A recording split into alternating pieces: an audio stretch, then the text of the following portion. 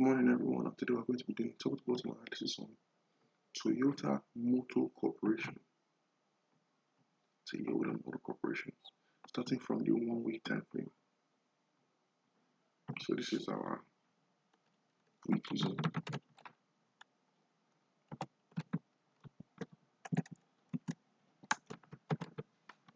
So now we're doing top to bottom analysis on Toyota Motor Corporation, starting from the 1 week time frame.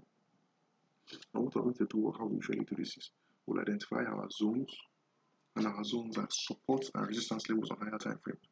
Support and resistance levels, as well as support on resistance and resistance on support levels on daily, weekly, and monthly time frame are collectively known as zones. So we'll identify our zones on the weekly time frame and the daily time frame, and then we'll also identify our that is our trend lines on the weekly time frame and the daily time frame. So let's continue with that. So we have this zone here. Let's zoom out a bit so that we have a clearer view. Let's zoom out a bit for a clearer view. Okay, so clearly there's a zone here.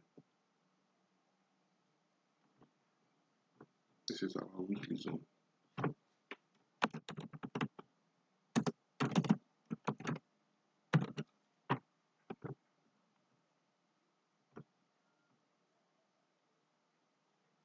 We have another weekly zone here.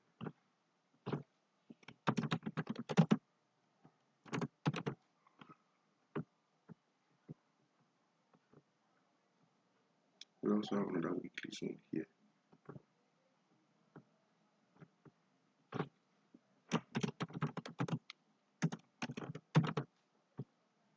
After that, we'll draw our trend lines. For that, are there any other zones that we have not yet identified? Yes, actually. We have a zone here.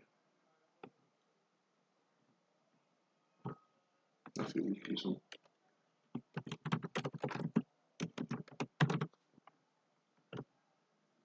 So now the next thing we're going to do is to draw our trend line. That was weird.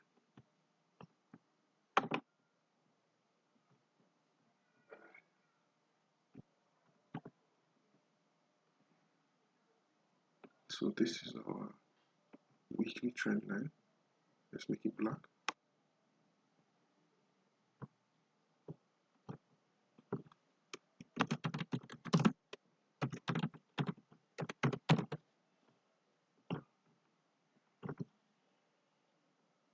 You can also adjust this. No, not adjust it.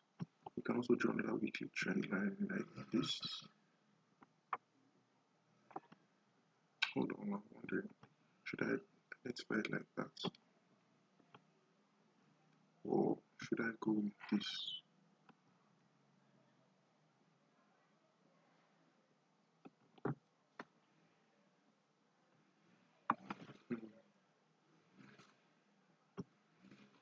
Let's delete this trend line. I think I prefer this one because if I trace it back,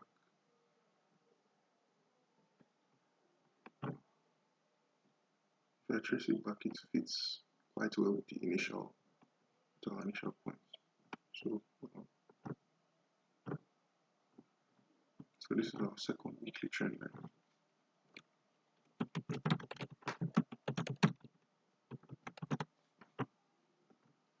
Okay, so now we'll go down to the daily time frame and we'll do the same thing again. We'll identify our zones and then identify any potential trend lines. Let's zoom out a bit to get a clearer view. So where do we have our zones? We have a zone here. That's a daily zone.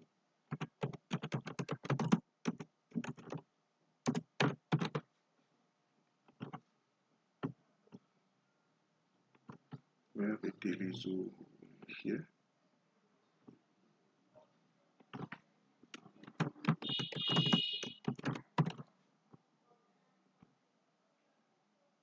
We have another daily zone here.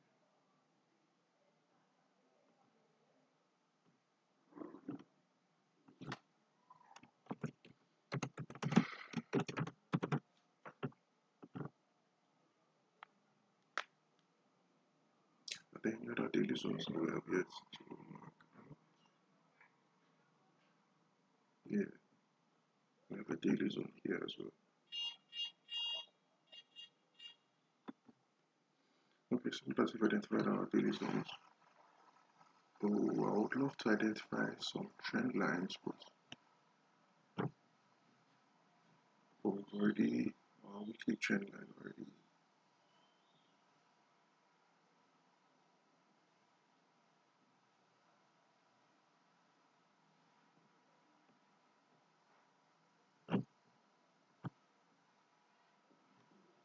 So this is our daily trend line.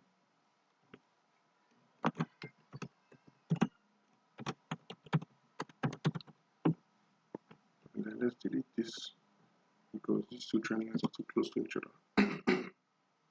Don't fall with us. Yeah, let's delete it. So the next one we're going to do is to identify our trend origin, which is here at the start of the trend line.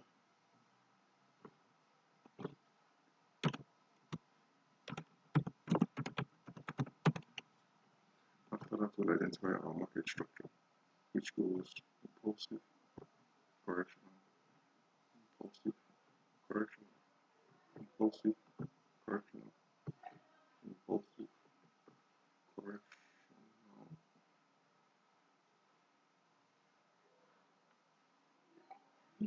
Sorry, impulsive all the way here, followed by correctional, followed by a new impulsive. So just based on the market structure, we're already expecting a new impulsive. But let's identify our swing highs and our swing lows first. So starting with our swing lows, which are at the lowest point that price has got into before switching to an impulsive move. Let's make them blue.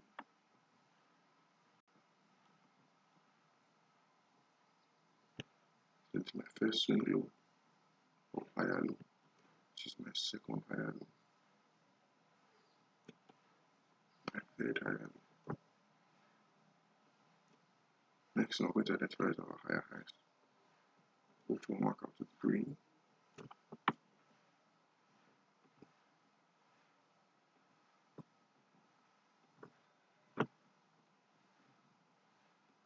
Second higher high, which is our third higher high.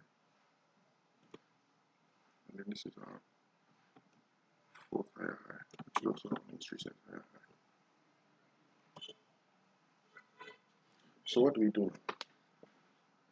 At this point, we are expecting price is currently in a correctional move on the daily time frame, and we're expecting price to switch from a correctional move to an impulsive move. So we'll go down to all these our blue lines and see if there are any particular price patterns that appear. Let's circle them with blue boxes. So here, so I have 3 blue boxes, and the fourth one is our projection of next price movement. You can see a weekly zone perfectly intersects with a daily trend line, which gives us, well, at least some measure of expectation for that. So let's go down to the 4-hour time frame, and then we'll see if there are any common patterns between our first, second,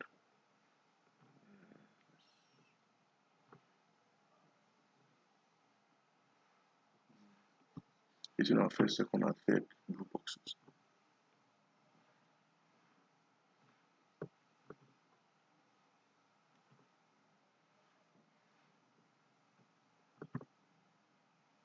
Okay, so switching to the line chart, what do I see?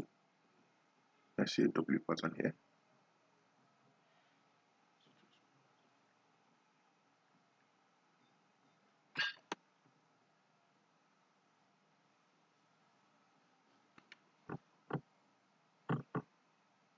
So I see a W pattern here, like this.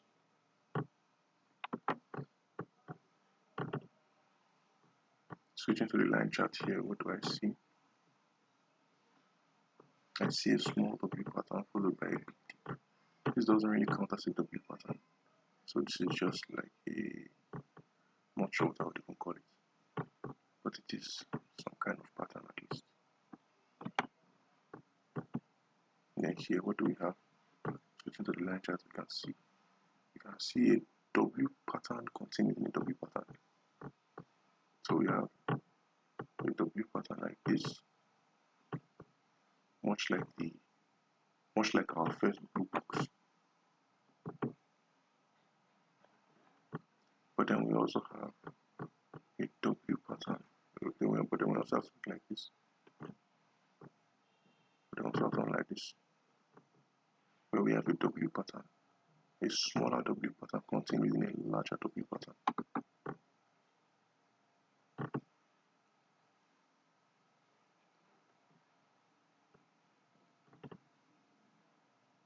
So at this point, what we are waiting to see is, so at this blue box here, what we are waiting to see is a W.